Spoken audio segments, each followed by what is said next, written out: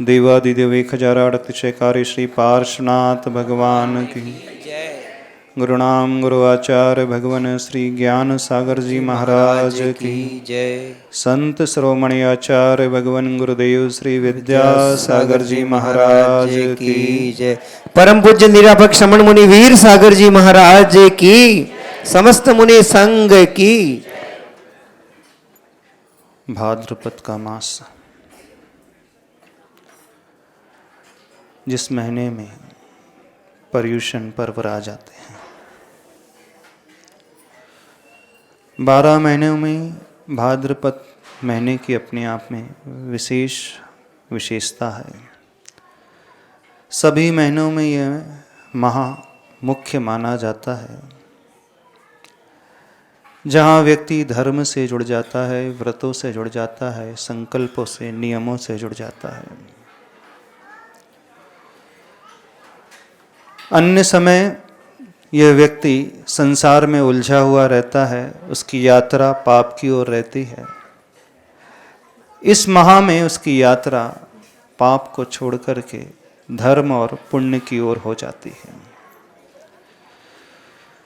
जब वह धर्म की ओर कदम बढ़ा लेता है, उसका व्यक्तित्व भी व्यवस्थित होने लगता है, जीवन का विकास होने लगता है। इसी माह में पर्वराज पर्युषण पर्व आते हैं। यह पर्वराज पर्युषण पर्व अनादि अनिधन पर्व माने जाते हैं। षटकाल की व्यवस्था में जब उत्सर्पणी काल प्रारंभ हो जाता है, प्रथम काल बीतने के पश्चात जब द्वितीय काल आता है, और द्वितीय काल बीतने के पश्चात जब तृतीय काल प्रारंभ हो जाता है, जहाँ से वह कर्म भूमि व्यक्ति कर्म काटने के लिए पुरुषार्थ करना प्रारंभ कर देता है। उत्सर्पणी का प्रथम दिवस श्रावण कृष्ण एकम, उससे लेकर 49 डेज तक लगातार शुभ वृष्टि होती है, और यह वृष्टि भाद्र शुक्ल चतुर्थी तक चलती है। और पंचमी से ही धर्म का वातावरण शुरू हो जाता है, और उसी दिन से 10 दिनों तक भाद्र शुक्ल पंचमी से लेकर चतुर्दशी तक पर्वराज पर्युषण पर्व मनाए जाते हैं। यह पर्युषण पर्व नैमित्तिक पर्व नहीं है, अनादि अनिधन पर्व है। यहाँ से शुभ की यात्रा शुरू होती है। इसी कारण यह जीव भी अपने आत्मा को शुभ में लगाने की कोशिश प्रारंभ कर देता है। यह पर्व हमेशा से चलते आए हैं, हमेशा चलते रहेंगे, कभी समाप्त नहीं होंगे। पर्युषण पर्व परि असमानतात् उष्यन्ते दह्यन्ते पाप कर्माणि यस्मिन् इति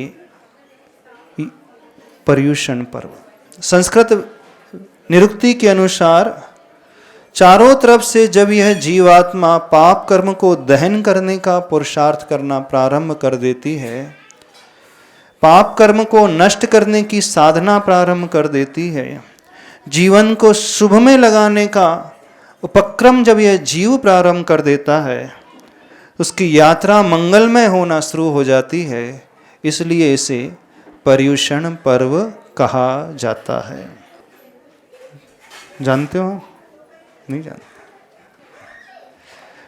पर्युषण पर्व आत्म परिष्करण का पर्व, आत्म शुद्धि का पर्व वो कहलाता है जिसे त्योहार भी कहा जाता है, संधि भी कहा जाता है। संधि वह स्थान होती है जहाँ से एक नया ही यात्रा का क्रम शुरू हो जाता है। सांसारिक पर्व, सांसारिक त्यौहार जो होते हैं, वहाँ व्यक्ति विषयों की ओर यात्रा प्रारंभ करता है, भोगों की ओर उसकी दृष्टि होती है। लेकिन पर्वराज पर्युषण पर्व में उसकी दृष्टि योग की ओर होती है, त्याग की ओर होती है, ध्यान की ओर होती है। यहाँ उसकी यात्रा विषय भोग की ओर न होकर त्याग और योग की ओर हो जाती है। यहाँ उसकी यात्रा संसार की ओर न होकर मोक्ष की ओर हो जाती है। यहाँ उसका अधोपतन न होकर ऊर्ध्व उत्थान होने लगता है। यहाँ गति ऊर्ध्व गति प्रारंभ हो जाती है। यहाँ व्यक्ति गिरता नहीं है, यहाँ से वह संभलता है, उठता है, जीवन विकसित होता है।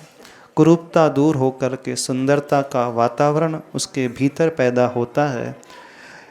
उसके जब भीतर यह भाव पैदा होने लगता है तो सराउंडिंग में भी एक अच्छा भाव पैदा होने लगता है। इसलिए भी इस पर्व को पर्व राज कहा जाता है। त्योहारों का महाराजा, त्योहारों का राजा। सभी त्योहारों में, सभी संधियों में, सभी पर्वों में ये मुखिया के रूप में गिना जाता है। इसलिए इसे कौन सी उपाधि दी है? पर्व राज पर्युषण पर्व की उपाधि दी गई है। अन्य पर्व आप मनाते हैं, वहां व्यक्ति प्रभु से दूर होता है, आत्मा से दूर होता है, गुरुओं से दूर होता है। हाँ, वो परिवार के निकट आता है, बच्चों के निकट आता है, भोगो भोग के निकट आता है। लेकिन पर्वराज पर्युषण पर्व में वह आत्मा की ओर आता है। अन्य पर्वों में वह केंद्र से बाहर की ओर, पेरीफेरी की ओर चलता है। पर्वराज पर्युषण में वो पेरीफेरी से सेंटर की ओर आता है। अन्य पर्वों में उसकी यात्रा शरीर की ओर रहती है। पर्वराज पर्युषण में उसकी यात्रा जो है शरीर को गौण करके आत्मा की ओर होती है। शरीर हमारी पेरीफेरी है, शरीर हमारी परिधि है, आत्मा हमारा केंद्र बिंदु है, आत्मा हमारा सेंटर पॉइंट है। जब हम उससे विमुख होकर के भीतर की ओर आने की बात सोचते हैं तो यह पर्व अपने आप में बहुत महत्वपूर्ण हो जाता है। अन्य पर्वों में व्यक्ति बाहर की ओर भागता है। पर्वराज पर्युषण में वह अंदर की ओर लौटता है। यह अंदर आने की यात्रा है, अपने घर में लौटने की यात्रा है। शरीर रूपी घर नहीं, आत्मा रूपी घर में लौटने की यात्रा है। एक बार व्यक्ति यहाँ पहुँच जाए, जीव पहुँच जाए, फिर शाश्वत फॉरएवर वहीं रुक जाता है। यह दुख से ऊपर उठकर के सुख को पाने की यात्रा है। जीवन को अलग ही प्रकार देखने की यात्रा है। जीवन को एक ऊंचाई में पहुंचाने की यात्रा है। अभी तक हम लोग अनादिकाल से नीचे की ओर यात्रा कर रहे थे, लेकिन एक ऐसा पर्व आता है जब व्यक्ति की दृष्टि बदलती है, उसका परिणाम बदलता है, उसकी सोच बदलती है। वो अन्य को गौण करके आत्मा को प्रमुख मानने की कोशिश करना प्रारंभ कर जाता है। इसीलिए इसे पर्वराज पर्युषण पर्व कहा जाता है। आप लोग क्या समझते हो पर्युषण पर्व से? आपकी दृष्टि में उपवास करना, बड़ी बड़ी पूजाएं करना, 6-6, 8-8 पूजा करना, है ना? 10 दिन जो है आप धर्म के लिए निकालते हैं, यही समझते हो ना?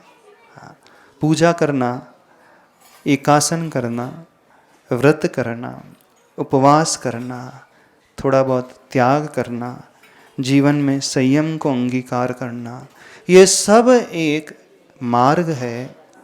मंजिल हमारी आत्मा की ओर पहुंचने वाली है। मार्ग में ही नहीं अटकना है। इन पर्वराज पर्युषण पर्व में हर मार्ग में आने वाली क्रिया को, प्रोसेस को, पूजा को, विधान को, व्रत को, उपवास को करते हुए हर पल यह भाव लाना है कि मुझे अपनी मंजिल यानी उस सुख तक, निर्विकल्पता तक, निराकुलता तक, आकुलता का त्याग करते हुए पहुंचना है। उसे लक्ष्य में रख करके आप पूजन, व्रत, उपवास, त्याग, संयम करोगे तो वह आपका उपवास आपको आनंद देगा, पूजा आपको आनंद देगी। वो संयम का भाव, वो निर्विकल्पता का भाव आपको एक खुशियों से भर देगा। यह ध्यान में रखते हुए, इसे केंद्र में रखते हुए शरीर के माध्यम से, परिधि के माध्यम से जो क्रिया करोगे वो आपकी क्रिया समीचीन हो जाएंगी और जो आपको वो आनंद पैदा होगा वो आनंद एक अलग ही आनंद देने वाला होगा भाव। और वह आनंद आपको कुछ ऐसे अविस्मरणीय पल आपकी स्मृति में संजो देगा जिसे आप कभी नहीं भुला पाओगे। इसलिए भी इस पर्व को पर्वराज पर्युषण पर्व कहते हैं। पर्वराज पर्युषण पर्व में आप धर्म का पालन करते हो। कौन सा धर्म?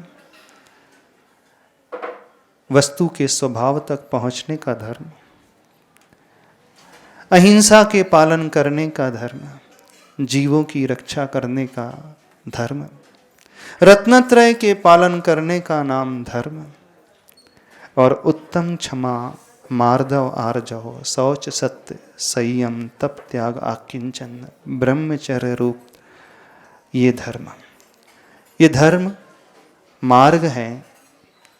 ये धर्म मंजिल तक पहुंचाने वाला रास्ता है। ये धर्म मंजिल नहीं है, ये डेस्टिनेशन नहीं है। इन धर्म की क्रियाओं को जब हम अपनाएंगे तो डेस्टिनेशन हमारा आत्म तत्व व सुख का भाव, स्वभाव तक पहुंचने का वो भाव, वो हमारा गोल है। सभी लोग इस पर्युषण पर्व में अपने गोल को गोल नहीं होने देंगे, इस बात का ध्यान अवश्य रखना। गोल को गोल नहीं होने देना है। गोल को हमेशा अपनी आत्मा में याद रखना है। यदि गोल को याद रखोगे तो धर्म की क्रियाएं आपके लिए मंजिल तक पहुंचाने वाली हो जाएंगी। नहीं है तो धर्म की क्रियाएं आपको पीड़ा देने वाली होंगी। वह व्रत उपवास आपको कष्ट देने वाले सिद्ध हो जाएंगे। और गोल को याद रखते हुए उपवास करोगे, त्याग तपस्या करोगे, तो हर उपवास, हर व्रत, हर क्रिया आपको आनंद से भर देगी। और धर्म हमें आनंद में लाना सिखाता है। वास्तविक धर्म आनंद तक पहुंचाने का नाम है। आनंद वो इनफाइनाइट ब्लिस हमारा गोल है, वो हमारी मंजिल है। तो सभी श्रावक लोग, सभी लोग इस गोल को अवश्य याद रखना। गोल को गोल नहीं होने देना। वे धर्म जिन्हें आप 10 धर्मों के नाम से जानते हो, उन धर्मों को हम गुरु के सानिध्य में रह कर के ही सीख सकते हैं। गुरु के परोक्ष में रह कर के आपने न जाने कितने वर्षों में इन पर्युषण पर्व को मनाया है, लेकिन गुरु की अनुपस्थिति में आप सिर्फ रूटीन क्रिया करते हो। गुरु की उपस्थिति में, गुरु की मौजूदगी में आपको तत्व ज्ञान मिलता है, रास्ता समीचीन समझ में आता है, आपकी दृष्टि मंजिल की ओर, लक्ष्य की ओर आती है। गुरु आपको हर पल जागृत करते हैं, हर पल चेताते हैं कि शरीर की साधना मुख्य नहीं है, आत्मा की साधना मुख्य है।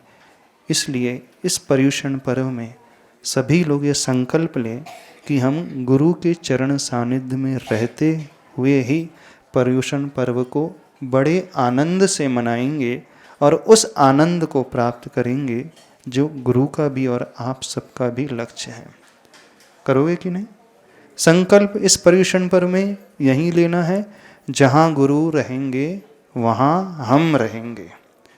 जहाँ गुरु वहाँ हम 10 दिन गुरु के चरणों में रहकर हम सिर्फ इस बात को मनाएंगे और कोई विकल्प नहीं, परिवार का विकल्प नहीं, संसार का विकल्प नहीं, ऑफिस का विकल्प नहीं, दुकान का विकल्प नहीं और शरीर का भी विकल्प नहीं।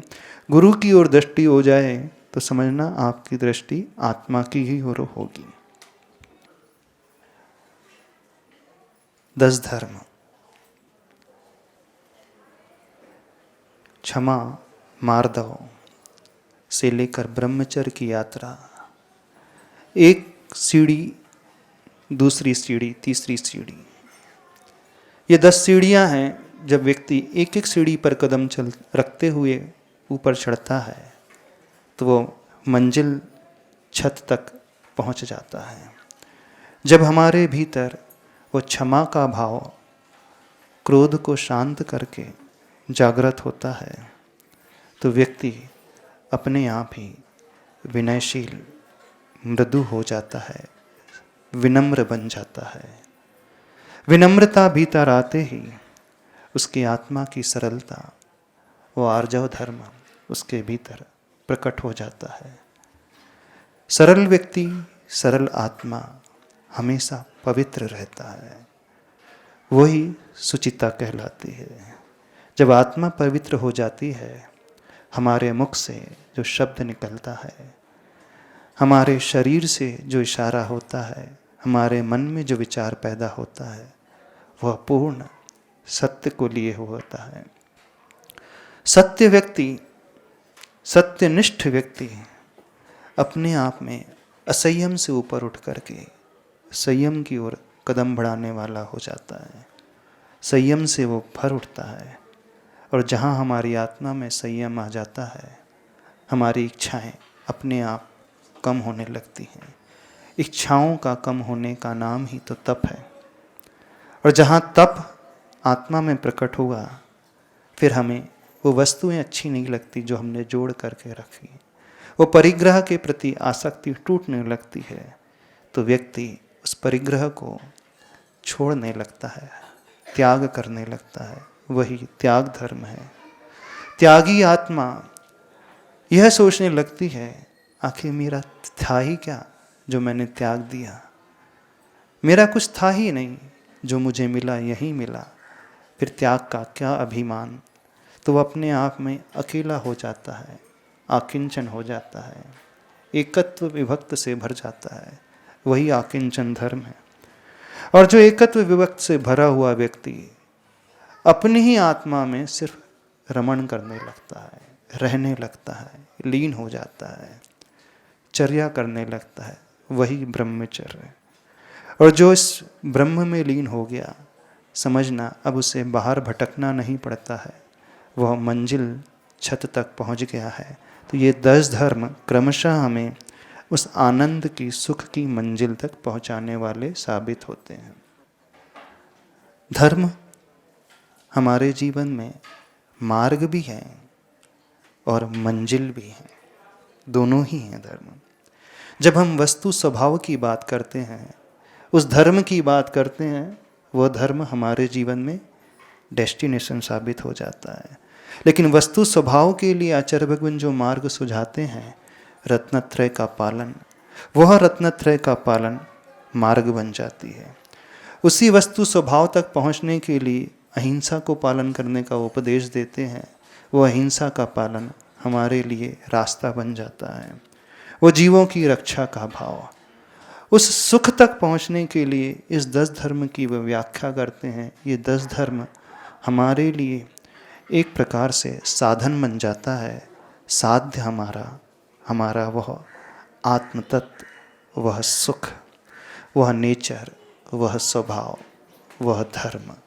तो धर्म मार्ग भी है, धर्म साधन भी है, धर्म रास्ता है, धर्म मंजिल भी है, धर्म साध्य भी है, धर्म लक्ष्य भी है। इस बात को सभी लोग समझें। धर्म मात्र क्रियाओं का नाम नहीं है। क्रियाएं वो पूजन की, क्रियाएं वो अभिषेक शांति धारा की, क्रियाएं पर्युषण पर में उस ध्यान की, क्रियाएं उस सामायिक की, क्रियाएं उस पूजन की, क्रियाएं उस विधान की, क्रियाएं उस व्रत की, क्रियाएं उस उपवास की। ये सारी क्रियाएं मार्ग स्वरूप हैं। ये सारी क्रियाएं हमारे आत्मा में किसी प्रकार की विपरीत प्रतिक्रिया को पैदा न करें, इस बात का सभी लोग ध्यान रखेंगे, तो यह पर्युषण पर्व आने वाले दिनों में हम सब के लिए एक आनंद का पर्व, आनंद का त्यौहार, आनंद की संधि का स्थान बन जाएगा। बस संकल्प यही लेना है, प्रतिदिन क्रिया करना है, लेकिन क्रिया में रुकना के लिए नहीं है। क्रिया को करते हुए पूर्ण अलर्टनेस, अवेयरनेस रखते हुए, जागृति रखते हुए, हर क्रिया के साथ साथ लक्ष्य को ध्यान में रखते हुए आगे बढ़ते चले जाएंगे, तो वो 10 उपवास भी आपको आनंद देने वाले साबित हो जाएंगे। वो 10 एकासन, 10 व्रत भी आपके जीवन में खुशियाँ भर देंगे। शरीर को प्यास लगेगी, शरीर को भूख लगेगी, लेकिन आत्मा में आनंद ही पैदा होगा, आत्मा में सुख ही पैदा होगा, एक सेटिस्फेक्शन पैदा होगा। आपका ध्यान उस समय शारीरिक कष्ट की ओर नहीं, आपका ध्यान उस समय आत्मिक आनंद की ओर रहेगा, क्योंकि आपने हर क्रिया में विपरीत प्रतिक्रिया नहीं करने का संकल्प लिया है। हर कृतिया में समीचीन जो रिजल्ट निकल के आ रहा है उस ओर आपका ध्यान बना हुआ है। ठीक है। उत्तम क्षमा का धर्म, वो क्षमा क्या कहलाती है? क्षमा का अर्थ है सती अपि सामर्थ्य अपकार सहनम इति क्षमा।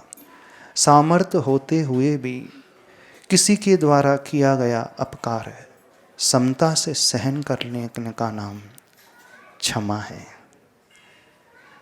क्षमा अंदर का विषय है, क्षमा समता का विषय है, क्षमा सहनशीलता का विषय है, क्षमा धैर्य का विषय है। क्षमा शास्त्रों का विषय नहीं, क्षमा आत्मा का विषय है। क्षमा का अर्थ है प्रतिशोध का नहीं होना, क्षमा का अर्थ है शोध का होना, क्षमा का अर्थ है बोध का होना, क्षमा का अर्थ है ज्ञान का होना, क्षमा का अर्थ है समीचीनता का होना, क्षमा का अर्थ है सिर्फ अपनी ओर दृष्टि होना, क्षमा का अर्थ है पर की ओर दृष्टि नहीं होना। क्षमा मांगना सरल है, किंतु क्षमा करना बड़ा कठिन है। जितनी आसानी से हम सॉरी बोल देते हैं, उतनी ही आसानी से दूसरे के सॉरी बोलने पर हम अंदर से निर्मल हो जाएंगे, तो क्षमा हमारे भीतर प्रकट हो जाएगी। इस उत्तम क्षमा के दिन दूसरे के दिल जीतने की कोशिश करना, दूसरे के परिणाम को अपने परिणाम जैसे बनाने की कोशिश करना। क्षमा और कुछ नहीं है। दृष्टि बदलते ही तामस समता हो जाती है, बस यही क्षमा है।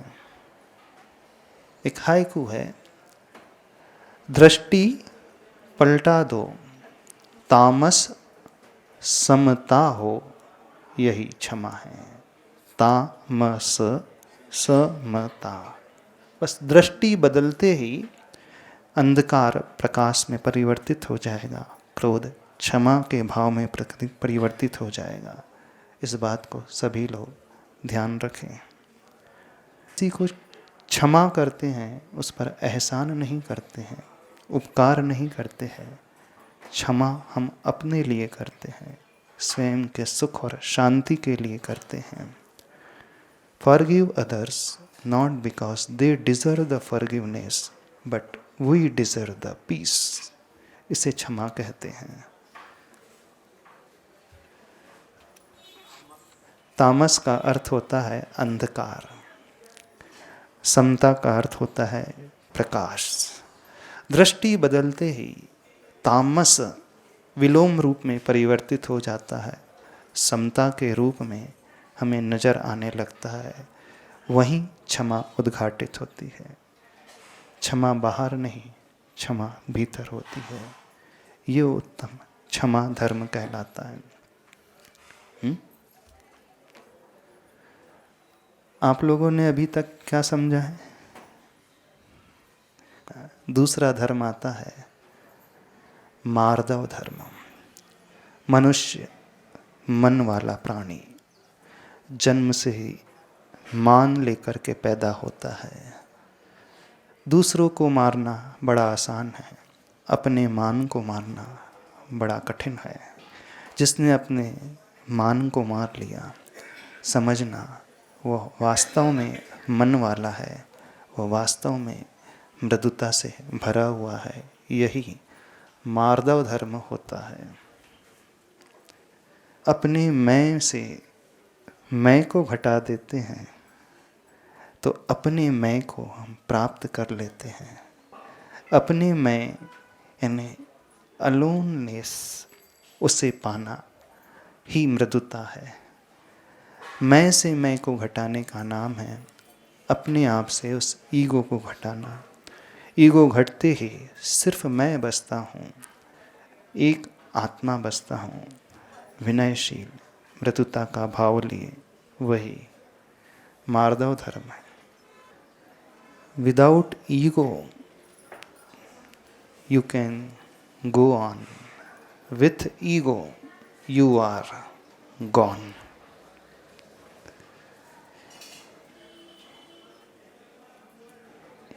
Ego, E go, enemies go, ऐसे बस यही ईगो है। ईगो का जानना है, यही मृदुता है, यही अभिमान से ऊपर उठना है। इस बात को समझना है। वो मार्दव धर्म जिस नाम के लिए हम अपने मान को लेकर के चलते हैं, उनका भी नाम नहीं रहा जो बड़े कहलाते थे, खुदा कहलाते थे। उन तीर्थंकरों का नाम भी हमें याद नहीं रहता है जो भूतकाल में हो गए हैं। तो हमारा नाम लेने वाला कौन रहेगा? बस ये भाव भीतर पैदा होते ही मान और नाम दोनों की भूख शांत हो जाती है। यही मृदुता का भाव है। आप लोग क्या समझते हो मार्दव धर्म से? पैर पड़ना, किसी के आगे झुकना। झुकता वही है जिसमें जान होती है, अकड़ना मुर्दों की शान होती है। आप दिन भर में कितने बार मुर्दा बन जाते हैं? सोचना। यदि अकड़न भीतर पैदा हो रही है तो समझना हम शव में परिवर्तित हो रहे हैं। हमें शव नहीं शिव बनना है। यही मृदुता का भाव है। क्या है मार्दव धर्म? दूसरों को नहीं मारना है। मार्दव का अर्थ मार दिया नहीं, अपने मन को मारना है। मन की तरंग मार ली, बस हो गया भजन। भजन गाते हैं ना? हाँ, यही है विनय का भाव, यही है मार्दव का भाव, यही है मृदुता का परिणाम। साधना वही मानी जाती है जो अपने मान को गलित कर दे, जो अभिमान रूपी वृक्ष को खड़ा ना करे,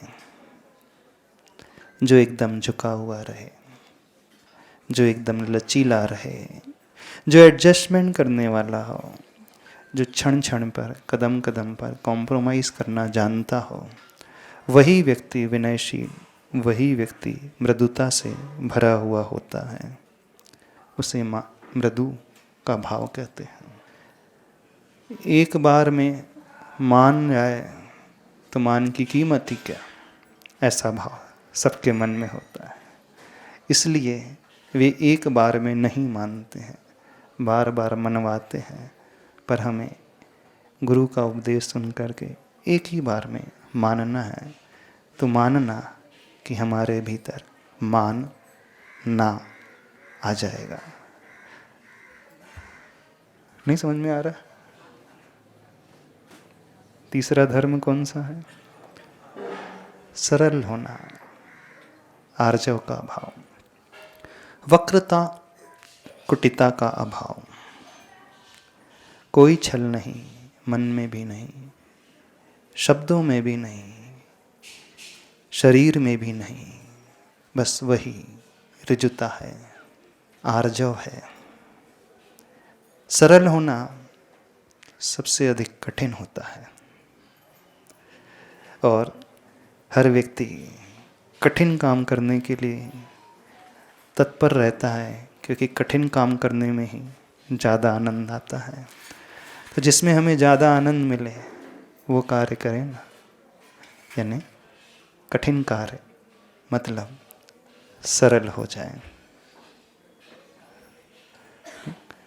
आ जाएगा क्या? सरलता का भाव। बालक क्यों हमें अच्छा लगता है? जैसा भीतर वैसा ही बाहर। जब व्यक्ति बड़ा हो जाता है तो भीतर कुछ और हो जाता है, बाहर कुछ और हो जाता है। काश हम जैसे बुद्धि से बालक बने रहते हैं कुछ कार्यों में, मन से भी वैसे ही बालक बन जाएं तो कितना अच्छा हो जाए, कितनी सरलता हमारे भीतर आ जाएगी। जब जब भीतर दिखावे का, प्रदर्शन का भाव आ रहा है, दुनिया मुझे देखे, अच्छे रूप में मान ले, सुंदर मान ले, तो मन मानना कि हमारे भीतर छल पैदा हो गया है, कुटिलता पैदा हो गई है, बिल्कुल मानना। प्रदर्शन का भाव बिना मायाचारी के नहीं होता है। तो इस परिक्षण में प्रदर्शन नहीं, दर्शन करना है। प्रभु का भी दर्शन, स्वयं का भी दर्शन, यही संकल्प।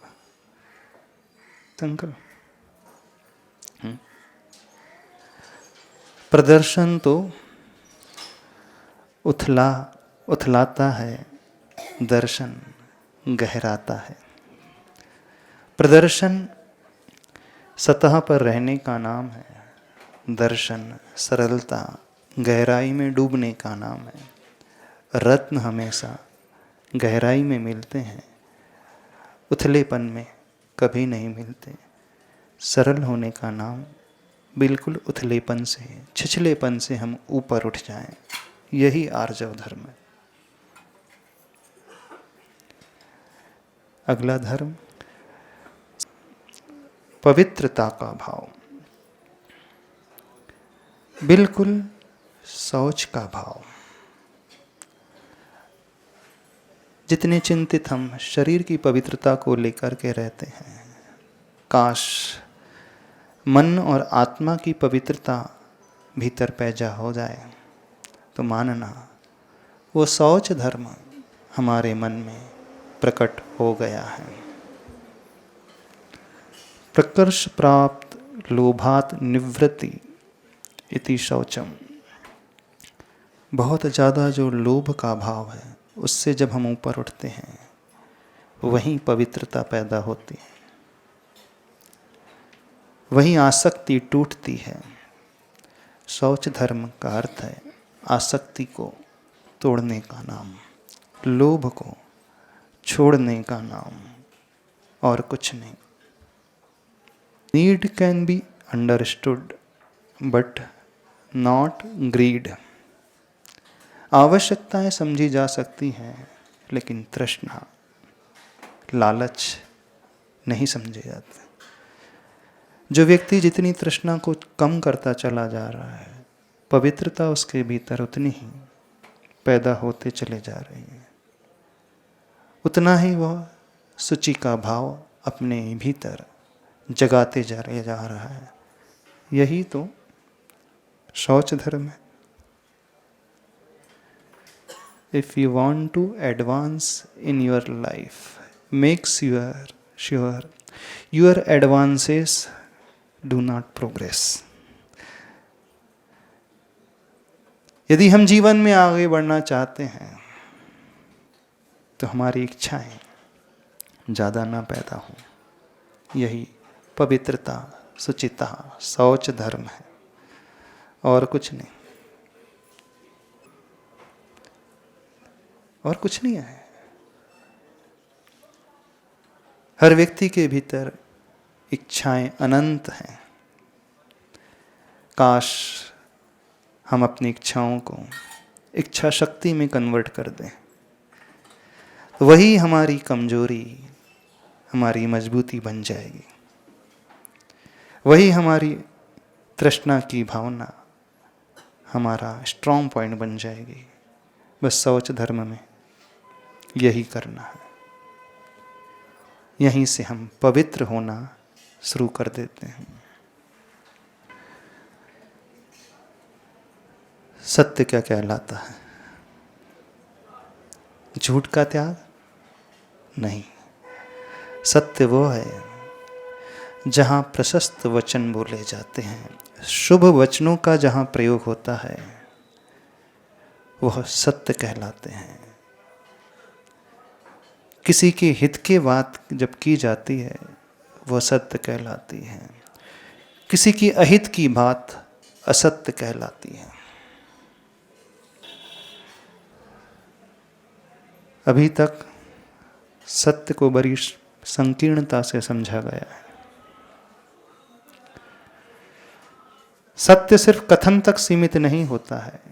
सत्य मीन्स नॉन वायलेंट कम्युनिकेशन, ऐसा कम्युनिकेशन जिससे मन किसी को आघात को प्राप्त ना हो, किसी के दिल पे चोट न लगे। मर्म भेदी वचनों का त्याग वही सत्य कहलाता है।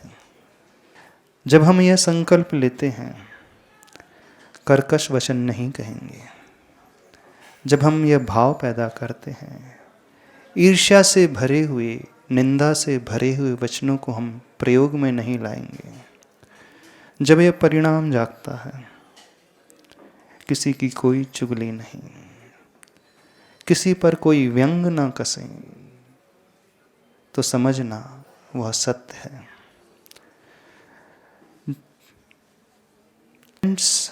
कसना अर्थ है असत्य वचन कहना। कॉम्प्लीमेंट्स का अर्थ है सत्य वचन। हमारा ऐसा वचन जिससे सामने वाला डिमोटिवेट हो जाए, असत्य वचन। उत्साहवर्धन हो जाए, सत्य वचन। सत्य धर्म बस यही है। सत्य धर्म सत्य बोलने का नाम नहीं है। यदि हमारे सत्य से किसी को पीड़ा पहुंच रही है, जान जाती है, विपत्ति में आता है, दुखी हो जाता है, निराशा में डूब जाता है, हार जाता है, मैदान छोड़ने के भाव उसके भीतर पैदा होने लगते हैं, ये सारे वचन असत्य वचन। सत्य ठीक इससे विपरीत होता है। मन से भी होता है सत्य धर्म, शब्दों से भी होता है सत्य धर्म, फिजिकली भी होता है। ऐसा इशारा बैठने का, ऐसा इशारा धमकाने का, डराने का, चुप कराने का, ये कायिक असत्य धर्म हो गया। ऐसा इशारा किसी की हंसी उड़ा रहे हैं, ऐसे सारे संकेत शरीर से पलने वाले असत्य की ओर ले जाने वाले हैं। ऐसा सोच, ऐसा परिणाम किसी की हानि हो जाए, मैं उसे पीछे ढकेल दूं, मैं उससे आगे बढ़ जाऊं, इन किन प्रकारेण वो हार जाए, ये असत्य धर्म में आता है।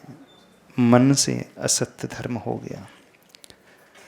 सत्य धर्म का सीधा सा अर्थ है हमारे मन की परिणति, वचन की परिणति और काय की परिणति ऐसी हो जिससे दुनिया को एक रास्ता मिले, एक प्रकाश मिले, एक किरण मिले, एक उत्साह पैदा हो जाए, वो संसार को नई नजरों से देखने लगे। वह उत्साह से भर करके जो गलत कर रहा था उसे त्याग दे। सत्य धर्म यह कहलाता है। आ रहा है समझ में? नहीं समझ में आ रहा? हाँ, सत्य के बाद कौन सा धर्म आता है?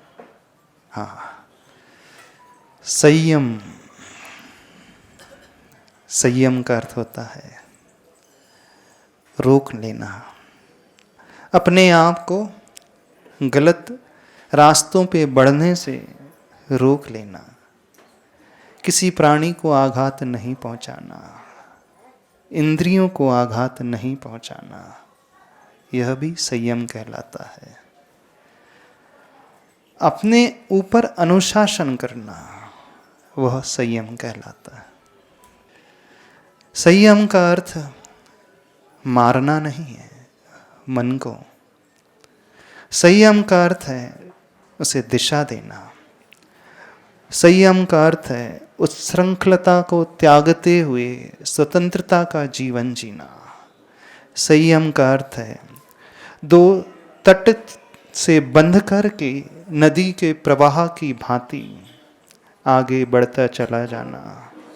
यदि तट ना हो तो नदी अपने अस्तित्व को खो देती है, और अनुशासन के तट हमारे जीवन में ना हो तो हम भी अपने आप को खो देते हैं। समझ में आ रहा है? नहीं समझ में आ रहा है? हाँ, नहीं समझ में आ रहा? संयम का अर्थ है ऐसे डिसिप्लिन लाइफ, ऐसा जीवन का व्यवहार जिससे किसी को आघात ना पहुंचे। अपनी वाणी में संयम, अपनी दृष्टि में संयम, अपनी क्रियाओं में संयम, मन के विचारों में संयम, यह संयम धर्म होता है। संयम का अर्थ है बड़े बड़े त्याग तपस्या लेना मात्र नहीं। ये तो बड़ी संकीर्ण परिभाषा है कि वह संयमी हो गया है। संयम का अर्थ होता है विरमण ले लेना, विराम ले लेना, रोक लेना। किससे विराम लेना? जो गलत हम कर रहे थे उससे विराम ले लेना। जो गलत हम सोच रहे थे उससे विराम ले लेना। जो गलत हम कह रहे थे उससे विराम ले लेना। ये विराम का भाव आते ही व्यक्ति संयमित हो जाता है। हिंदी में दो विराम आते हैं, एक अल्प विराम और पूर्ण विराम, कॉमा, फुल स्टॉप। अल्प विराम का अर्थ है अणुव्रत, पूर्ण विराम का अर्थ है महाव्रत। जब व्यक्ति आंशिक रूप से अपनी बुराइयों से, कमियों से विराम लेता है तो वह आंशिक संयमी होता है। जब व्यक्ति पूर्ण रूप से अपने पापों से विराम ले लेता है तो वह पूर्ण संयमी महाव्रती हो जाता है। संयमी जीव हमेशा बड़ा आनंद में रहता है।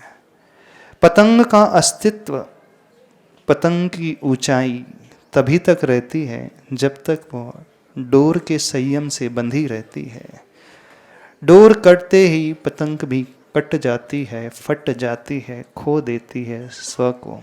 ऐसे ही जब तक हम गुरु रूपी, आगम रूपी सूत्र से बंधे रहेंगे, डोर से बंधे रहेंगे, प्रभु रूपी उस संयम से, नियम रूपी संयम से बंधे रहेंगे, तभी तक हम ऊंचाइयों में पहुंच सकते हैं, ऊंचे उड़ सकते हैं।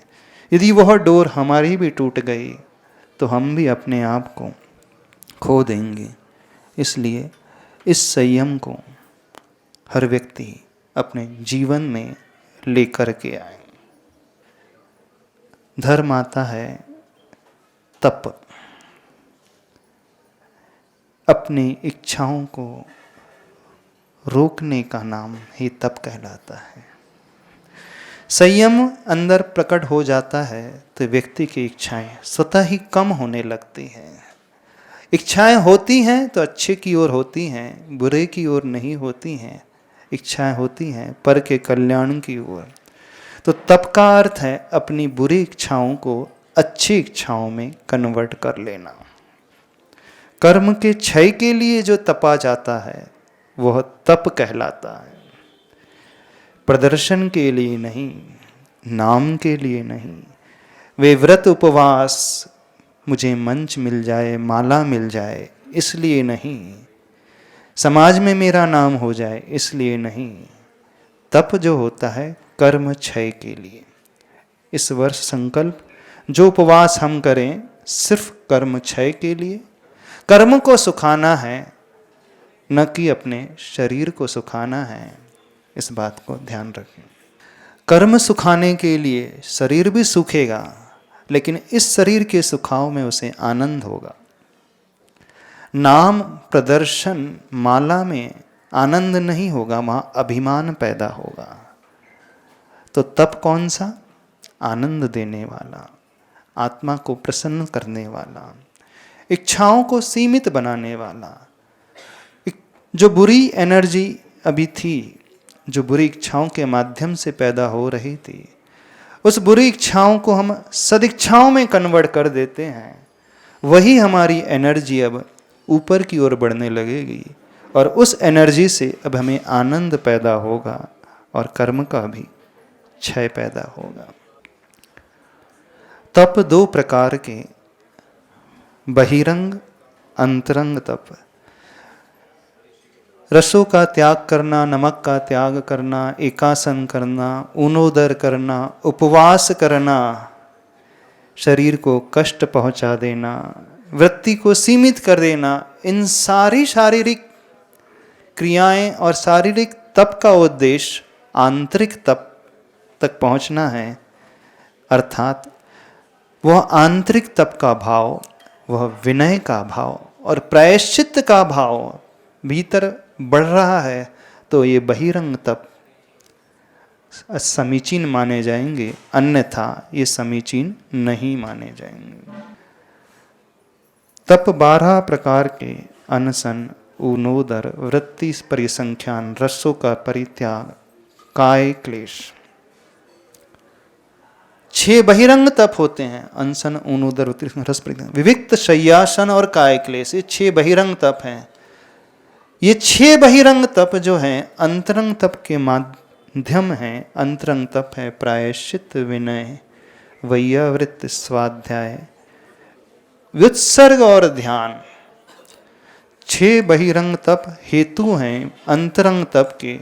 तो जितने भी व्रत, उपवास, रसों का त्याग है, उससे हमारा अंतरंग का भाव निर्मल हो, ध्यान की ओर यदि हम बढ़ रहे हैं, दूसरों की सेवा की ओर बढ़ रहे हैं, तो ये बहिरंग तप हमारे लिए बहुत अच्छे साबित होंगे। तप धर्म में मुख्य लक्ष्य अंतरंग तप का बना करके करना है। हर क्रिया के बाद, हर गलती के बाद ये भाव आ जाए, मुझे प्रायश्चित ग्रहण करना है गुरु से।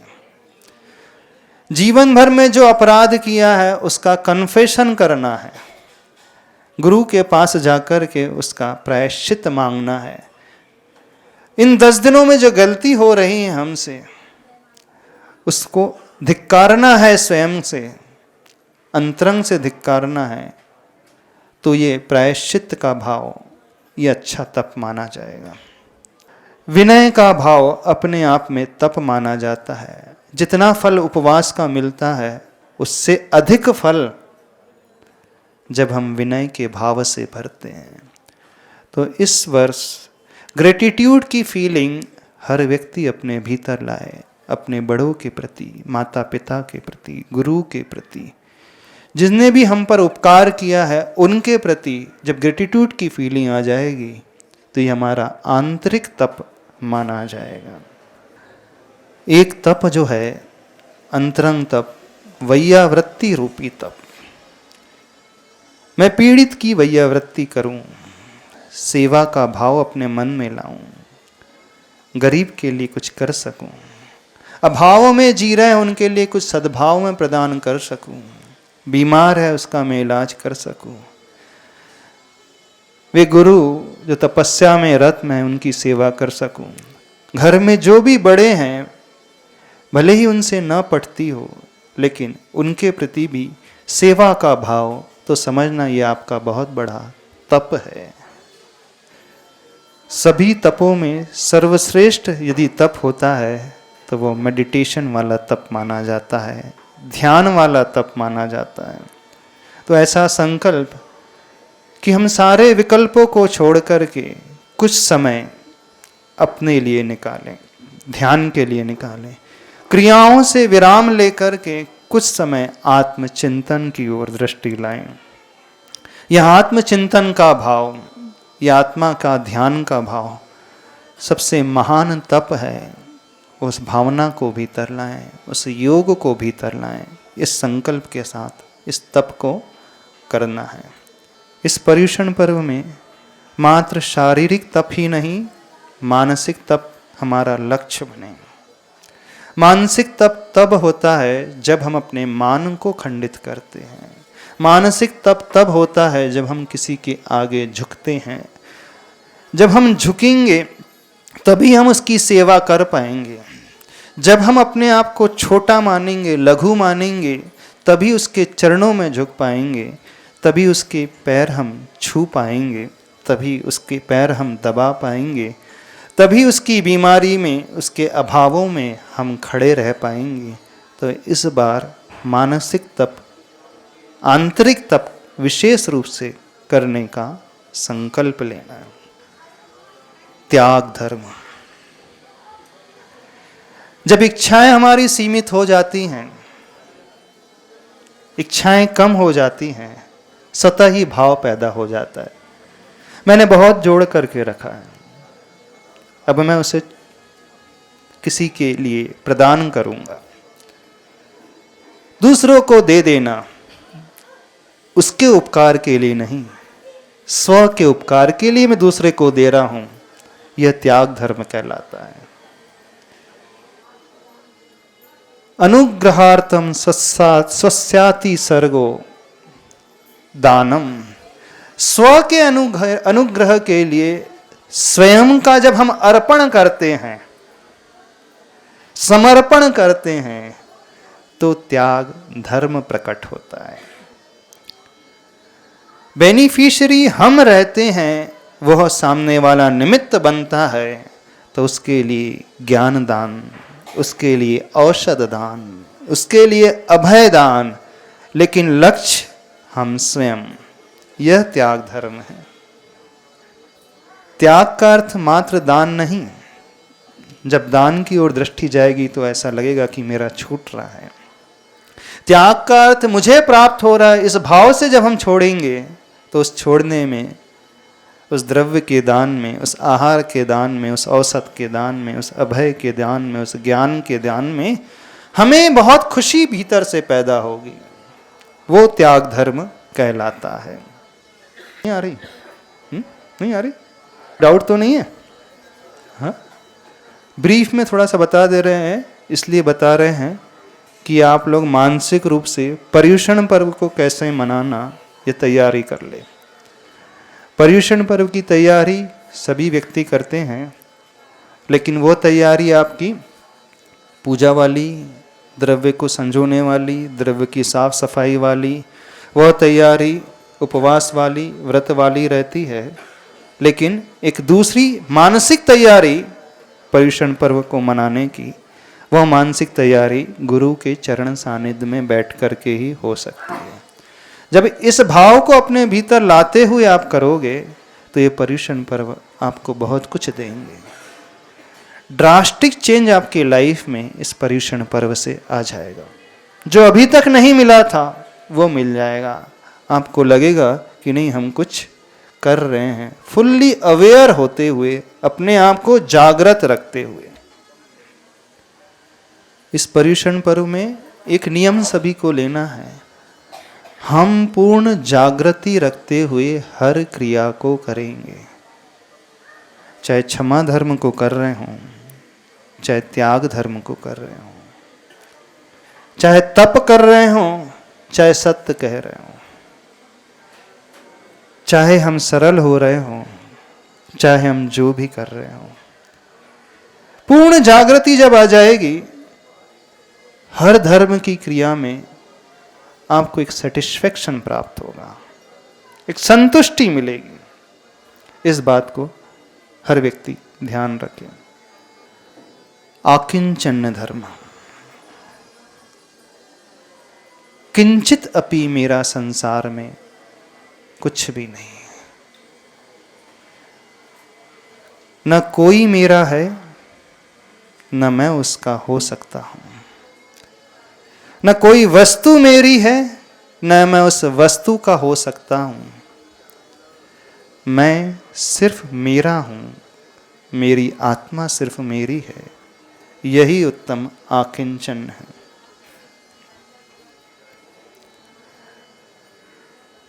जो हमसे पृथक दिख रहा है वो घर हमारा कब हो सकता है?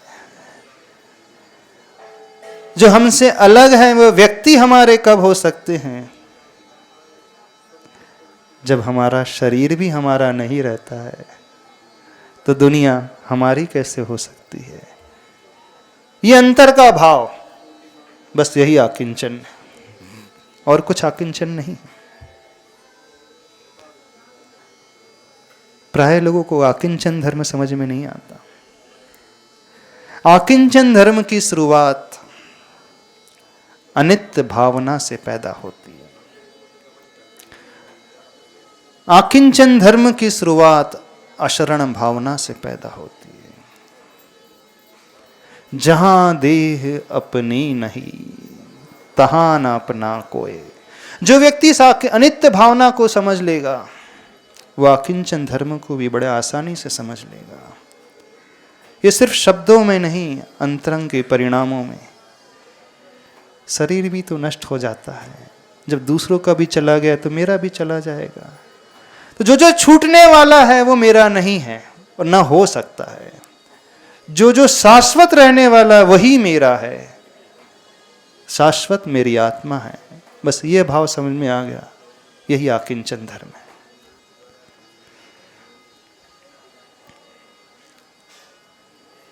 क्या समझ रहे हैं?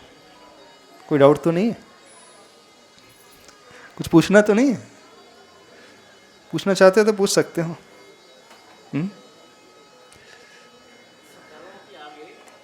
हाँ, ये पूरा कर दे, बता रहे हैं।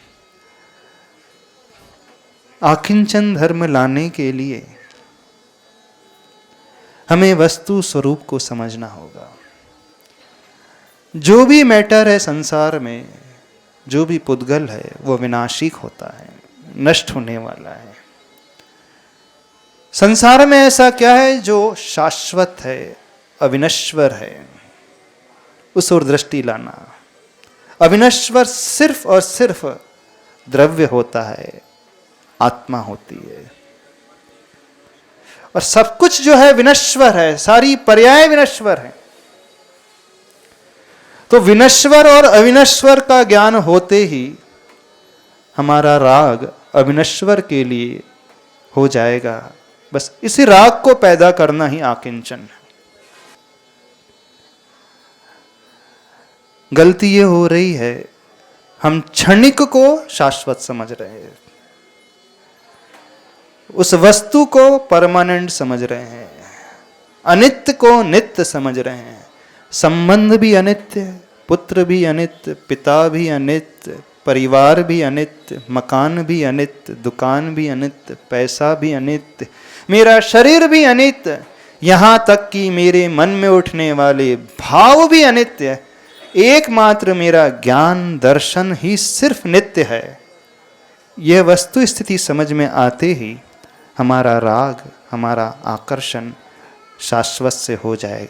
बस यही आकिंचन। अंतिम धर्म कौन सा धर्म है?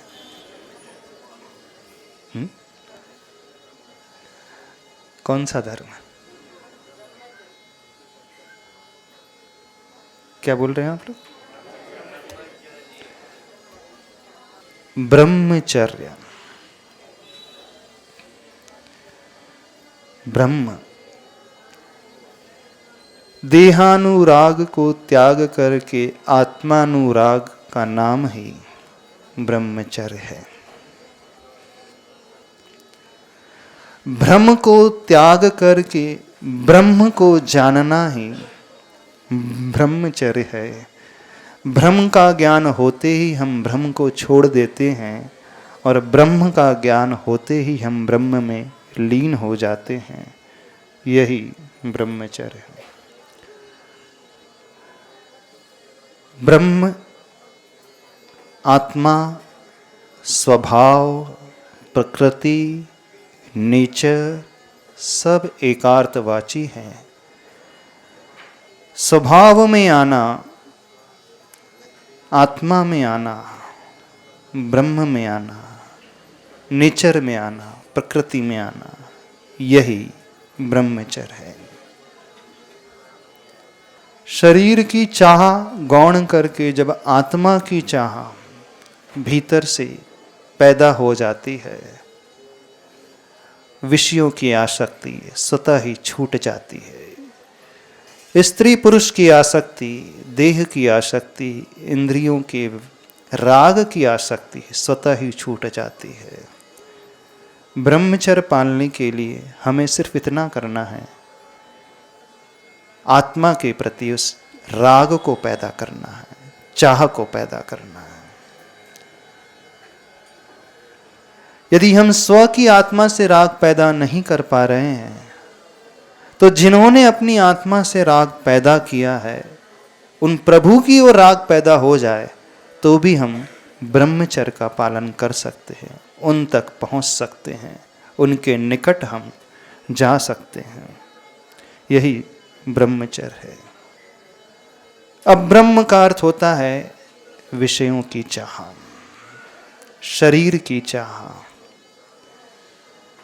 अंगोपांग की चाह। और ब्रह्मचर्य का अर्थ होता है शरीर धारी की चाह, देही की चाह, आत्मा की चाह। क्योंकि आत्मा का कोई अंग नहीं, कोई उपांग नहीं, कोई रंग नहीं, कोई रूप नहीं। यही ब्रह्मचर्य है। पैशन से जब हम कंपैशन में आ जाते हैं, क्रूरता से जब हम करुणा में आ जाते हैं, हिंसा से जब हम अहिंसा में आ जाते हैं, पाप से जब हम पुण्य में आ जाते हैं, अधर्म से जब हम धर्म में आ जाते हैं, संसार से जब हम प्रभु और मोक्ष में आ जाते हैं, तो वहीं कषाय से हटकर वह करुणा का भाव भीतर गहरा प्रकट हो जाता है और व्यक्ति अपनी ही आत्मा में डूबता चला जाता है। यही ब्रह्मचर्य है। वासना को छोड़कर जब वात्सल्य का भाव प्रकट हो जाए, समझना हम ब्रह्मचर्य के निकट आ रहे हैं। वासना शरीर आधारित, वात्सल्य आत्मा आधारित। वासना में पर्याय, वात्सल्य में द्रव्य होता है। वात्सल्य में समभाव होता है, वात्सल्य में आत्मीय भाव होता है, वात्सल्य में अपनापन होता है, वात्सल्य में करुणा होती है, वात्सल्य में हम सामने वाले को अपना जैसा मानते हैं।